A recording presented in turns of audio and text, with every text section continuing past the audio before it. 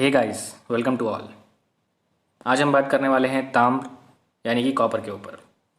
तो ये जो टॉपिक है ये सेकेंड ईयर बीएमएस में पाया जाता है और बहुत कुछ इसमें डिस्कस करने को है और ये रसाशास्त्र में मिलता है।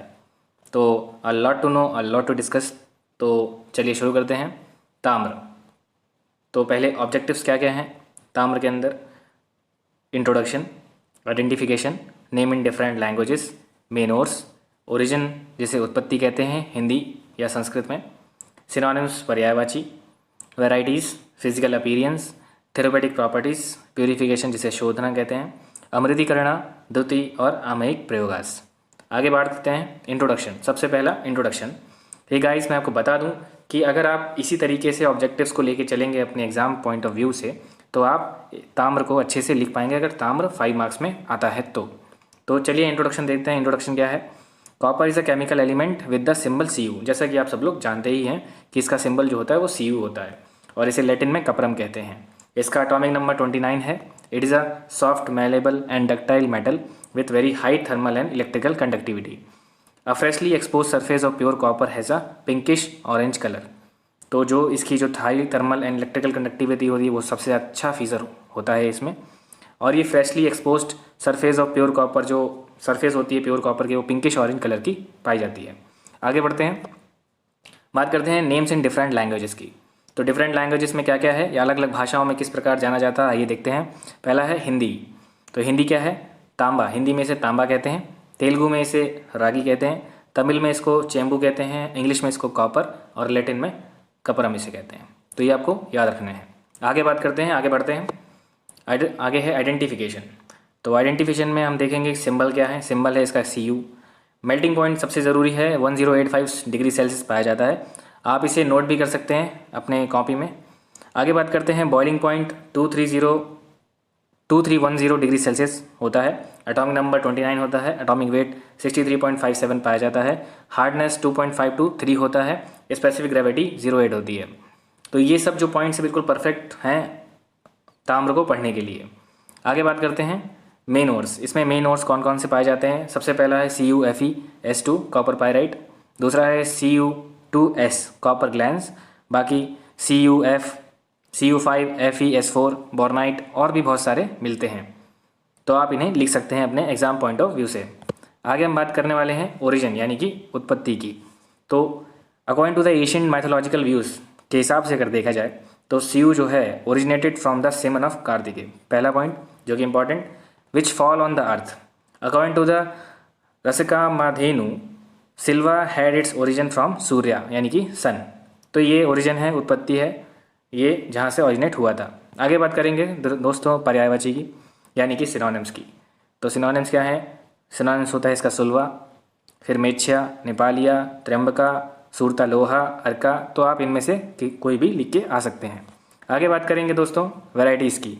वैरायटीज़ में देखेंगे दोस्तों प्रकार। हिंदी में इसको प्रकार कहते हैं, इंग्लिश में वैरायटीज़। तो देखते हैं ताम्र की कितनी प्रकार की वैरायटीज़ पाई जाती हैं। एज पर कलर के हिसाब से देखेंगे तो रक्ता यानी कि रेड। दूसरा देखेंगे कृष्ण यानी कि ब्लैक, जो कि आप पढ़ते आ रहे होंगे पहले से ही कि रक्त जो है वो रेड और कृष्ण जो है वो ब्लैक।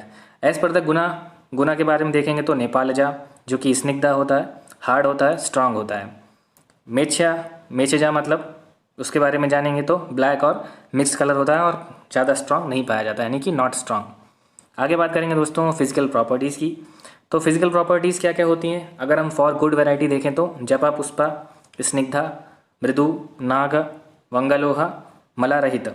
अगर हम देखें कि इन्फीरियर वैरायटीज़ क्या क्या होती हैं तो कृष्णा, रूक्षा, अतिस्तंभ, श्वेतम या श्वेता, लोहनाग युक्तम और दुष्ट। तो ये इसकी इन्फीरियर वैरायटीज़ होती हैं। अब दोस्तों आगे बढ़ते हैं और चलते हैं थेरेपेटिक प्रॉपर्टीज़ पे। तो थेरेपेटिक प्रॉपर्टीज़ क्या क्या होती हैं देखिए। रसा जो होता है इसका कषाय होता है, मधुर होता है, आंवला होता है और तिक्त होता है। गुणा जो इसका होता है वो शीत, लघु और सार होता है।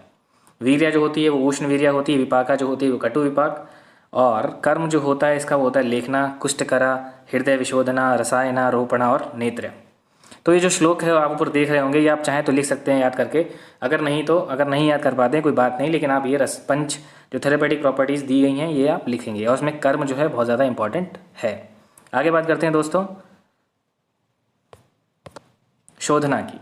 तो शोधना क्या है? Purification method. तो इसमें दो टाइप की प्यूरिफिकेशंस होती हैं, दो टाइप की शोधना होती है। पहला होता है सामान्य शोधन और विशेष शोधन। सामान्य शोधन मतलब जनरल मेथड होता है और विशेष मतलब बहुत ज़्यादा स्पेसिफिक होना। तो सामान्य शोधना देखते हैं। सामान्य प्यूरिफिकेशन क्या है? जनरल मेथड्स ऑफ प्यूरिफिकेशन में सामान्य शोधना ये है कि इसका श्लोक इंपॉर्टेंट है। ये कुछ 4-5 वर्ड्स आपको देखने को मिल रहे होंगे इसमें। तैल तक्रम गवाम मूत्र हरनाला कुलत्था क्वाथा। तो heating and dipping into each liquid media for 7 times. तो ये जनरल मेथड ऑफ प्यूरिफिकेशन हो गया, जो कि हर किसी में लगभग सेम ही रहेगा। आगे बात करते हैं स्पेसिफिक मेथड ऑफ प्यूरिफिकेशन यानी कि विशेष शोधना।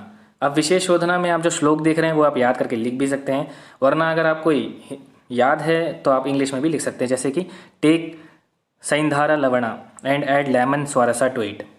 Do mardana until it forms a paste. Apply this paste over a thin sheets of tamra and let it dry. Then they are heated on intense fire and immersed in Nirgundi Swarasa.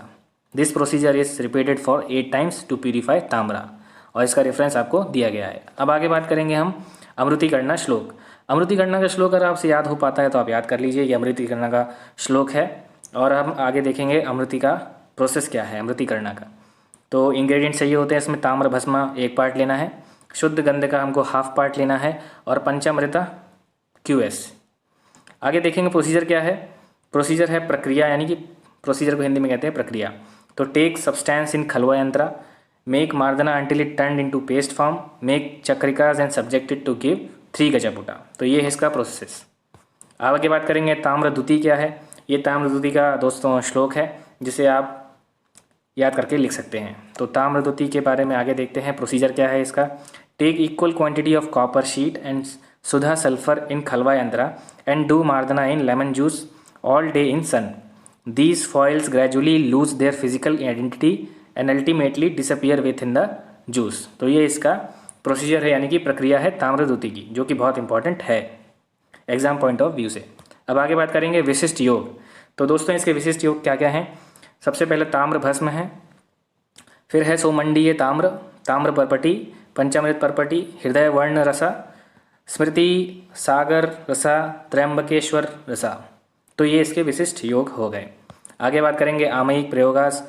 तो आमयिक प्रयोगास में क्या क्या आता है। प्लीहा वृद्धि आती है, सूति का रोग आता है, आम्ल पित्त आता है, यकृत वृद्धि आती है, अशेपा आता है, कुष्ठ आता है। तो बहुत सारी चीज़ें आमयिक प्रयोग में आप लिख सकते हैं।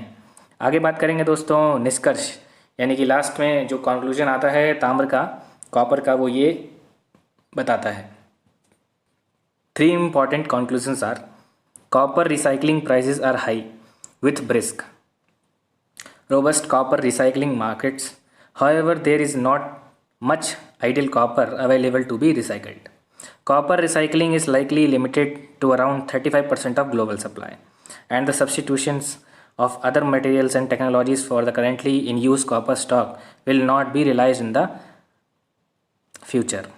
Thus, demand for copper will remain high and copper mining will likely expand globally.